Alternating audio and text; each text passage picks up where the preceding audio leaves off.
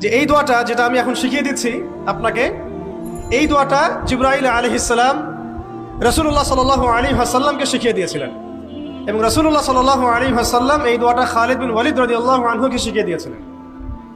তো শোনার এবং শেখার খুব আগ্রহ ছিল, তা আমি লিখে নিচ্ছিলাম এবং নোট করছিলাম।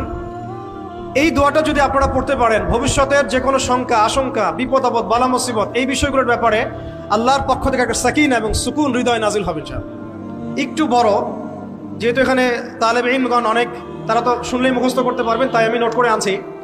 এবং জ্ঞান তো লুকিয়ে রেখেও লাভ নাই, প্রচার করলেই লাভ, আপনারা আমল করলে আমি নাকি পাবো ইনশাআল্লাহ।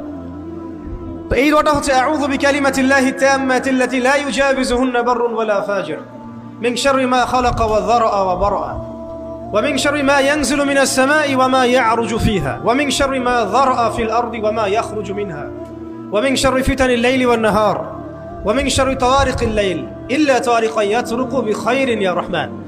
এই দোয়াটার উপর আমল করতে থাকেন, দেখেন ভবিষ্যতের আশঙ্কা দূর হয়ে যাবে ইনশাআল্লাহ। আল্লাহ পাক আমরা সবাইকে 4টা গুণ হাসিল করার তৌফিক দান করেন।